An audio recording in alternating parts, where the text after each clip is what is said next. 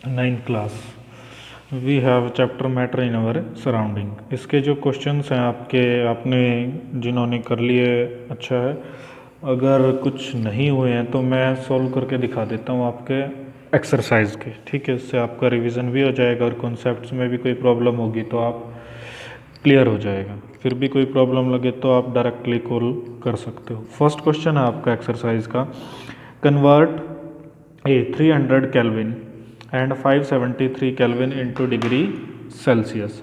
हमारे पास टेम्परेचर के दो स्केल्स थे बेसिकली। एक स्केल था आपका केल्विन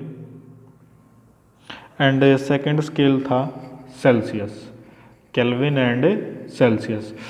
आपको ये पता था कि भाई जो 0 डिग्री सेल्सियस है वो किसके इक्वल है, 273 केल्विन के। 0 डिग्री सेल्सियस किसके इक्वल था हमारा, 273 केल्विन के। सो जब हम कन्वर्ट करते थे, जो मैंने कॉन्सेप्ट बताया था कि भाई आपका टेम्परेचर अगर आपको केल्विन में कन्वर्ट करना है, किस में कन्वर्ट करना है, केल्विन में, तो आपको टेम्परेचर गिवन किस में होगा, डिग्री सेल्सियस के अंदर। उस डिग्री सेल्सियस में आप कितना ऐड कर दोगे, 273। कितना ऐड करोगे, 273, बिकॉज 0 डिग्री सेल्सियस किसके इक्वल है, 273 केल्विन के। इसी को आप ऐसे लिख सकते हो कि अगर आपको टेम्परेचर फाइंड आउट करना है डिग्री सेल्सियस में, किस में, डिग्री सेल्सियस में, तो केल्विन में गिवन होगा। तो इसी 273 को आप temperature which is given in kelvin, उससे 273 सब्ट्रैक्ट कर सकते हो। क्लियर। सो फर्स्ट को सॉल्व कीजिए, किस में गिवन है, केल्विन में। किस में कन्वर्ट करना है आपको, डिग्री सेल्सियस के अंदर। सो कैसे निकालोगे कि भाई टेम्परेचर आपको डिग्री सेल्सियस में फाइंड आउट करना है, 300 माइनस कितना कर देंगे आप, 273, तो कितना आ जाएगा टेम्परेचर डिग्री सेल्सियस में, 300 minus 273, that is 27 degree Celsius, 27 degree Celsius. Second B part, temperature degree Celsius में निकालना है, किससे सब्ट्रैक्ट करोगे, 573 से। 573 माइनस 273, क्या आंसर आएगा आपका, 300 degree Celsius. Clear. First. Next question देखिए, convert the following temperature into Kelvin scale. अब आपको यूज़ क्या करना है, ये कॉन्सेप्ट। भाई आपको केल्विन में कन्वर्ट करना है तो डिग्री सेल्सियस में कितना ऐड कर दोगे, 273। 25 डिग्री आपको गिवन था, कितना ऐड करना है हमें, 273। जैसे ही आप 273 ऐड करते हो कितना आ जाएगा, 298 केल्विन हो जाएगा। 373 में यहाँ भी कितना ऐड कर दोगे, 273। इसे टेम्परेचर निकालिए केल्विन में, 373 प्लस 273 कितना आएगा, 646 केल्विन। क्लियर। ये आपके। Next question, we have give reason for the following observation. इसमें फर्स्ट ऑब्जर्वेशन क्या है, that naphthalene ball disappear with the time without leaving any solid. Naphthalene ball disappear without living any solid. अब naphthalene ball आते ही आपके mind में ये जरूर आ जाना चाहिए कि आपने तीन चीज़ें पढ़ी थी, मेल्टिंग को स्टडी किया था, बॉइलिंग को स्टडी किया था एंड सब्लीमेशन को। किसको स्टडी किया था हमें, सब्लीमेशन। अब सब्लीमेशन के अंदर क्या था, सब्लीमेशन के अंदर था कि जो सॉलिड सब्सटेंस है वो डायरेक्टली किस में कन्वर्ट हो जाता था, वेपर्स में। Solid substance directly gets converted into vapour state without leaving any residue, without leaving any residue. So you can say that naphthalene ball disappear completely because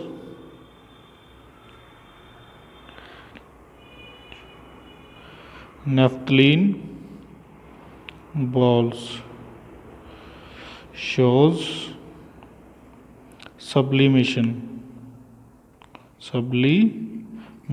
So these balls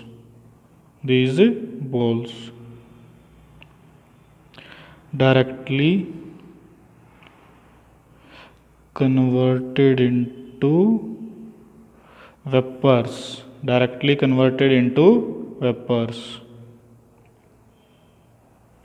without leaving any residue. ना ही solid और liquid form, ना ही solid form में रहेगा और ना ही liquid form में रहेगा, वो डायरेक्टली किस में कन्वर्ट हो जाएंगे, वेपर्स में। नेफ्थलीन बॉल्स होती हैं जो हाउस होल्ड डोमेस्टिक लेवल पे हम कपूर के गोलियां बोल देते हैं, जिन्हें क्लोथ्स को लंबे टाइम तक रखने के लिए उनमें रखते हैं हम, वो डायरेक्टली किस में कन्वर्ट हो जाएंगे, वेपर्स में, and get completely disappear. Part B आता है आपका, we can get smell of perfume sitting several metres away. अब इसका रीज़न क्या है, देखिए फर्स्ट क्वेश्चन को स्टडी कीजिए, we can get smell of perfume sitting several metres away.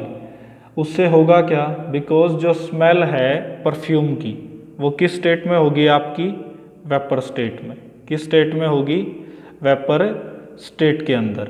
अब वो वेपर्स जो होंगे that get diffuse in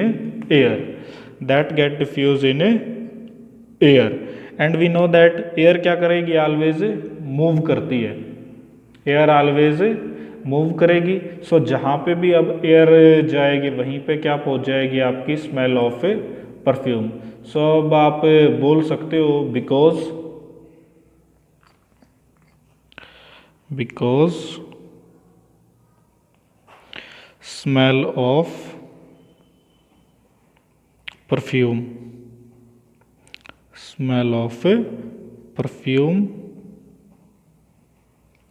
diffuse in air and particles of air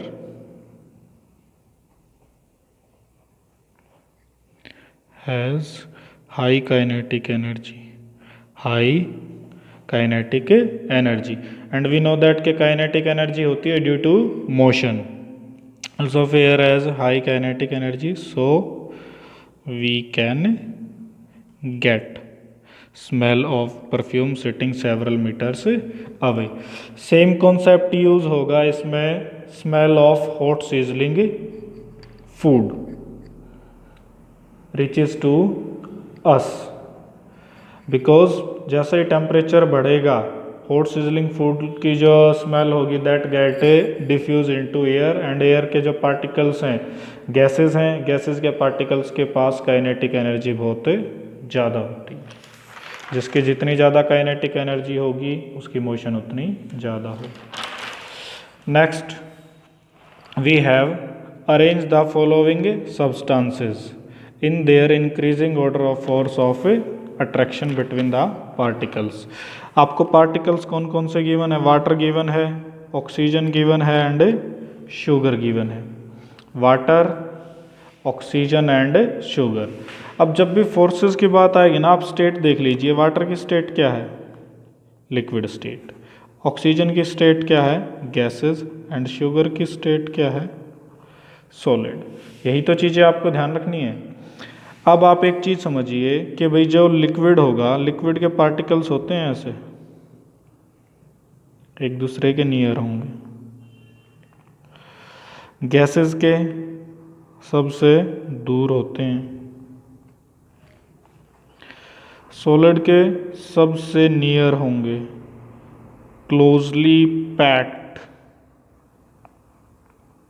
as compare to liquid and solid. ये क्या होंगे, closely packed. ये हैं मैक्सिमम स्पेस बिटवीन पार्टिकल्स, ये इंटरमीडिएट होंगे दोनों के बीच में। तो जो सबसे क्लोज होगा ना एक दूसरे के, उनके बीच फोर्स ऑफ अट्रैक्शन सबसे ज़्यादा होगा। देन लिक्विड, और सबसे कम फोर्स ऑफ अट्रैक्शन किस में होगा? गैसेस के पार्टिकल्स में। तो आप क्या लिख सकते हो? सॉलिड के अंदर सबसे ज़्यादा फोर्स ऑफ अट्रैक्शन, देन उसके बाद liquid, and then gases force of attraction.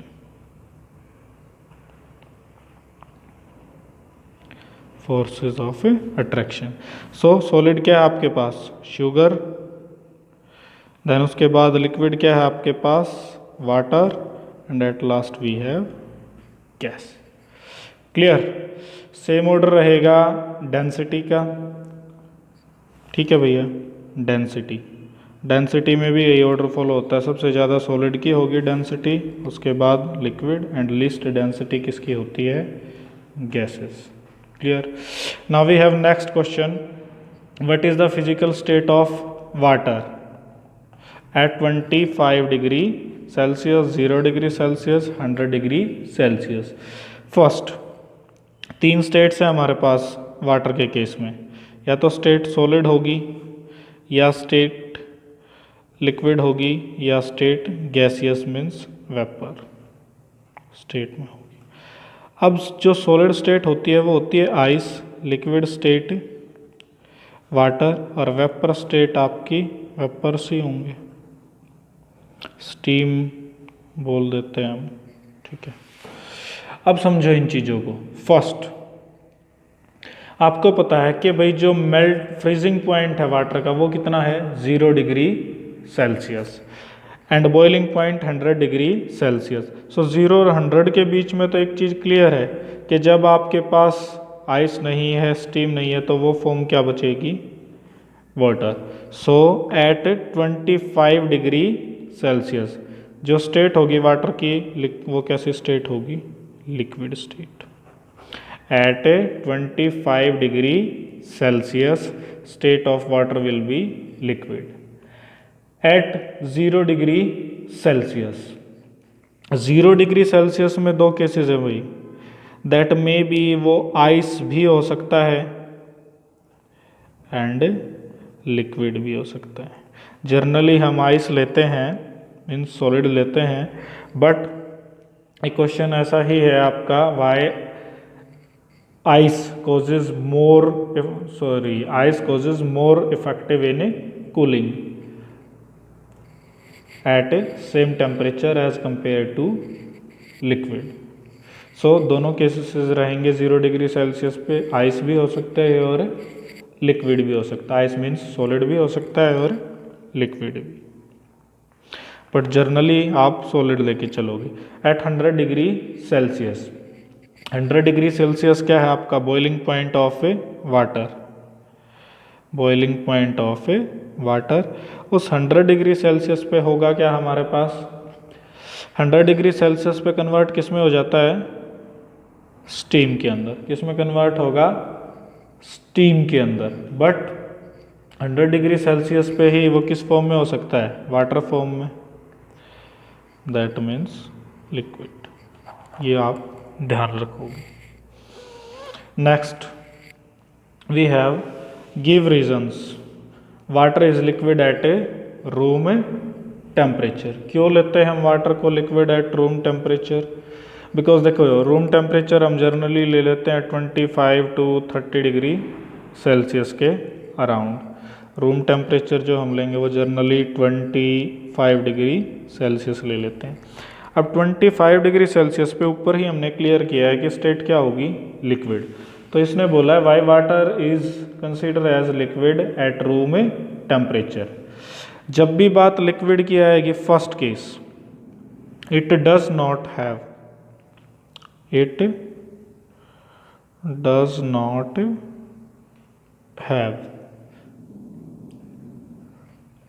Has आएगा, sorry, it does not has fixed shape.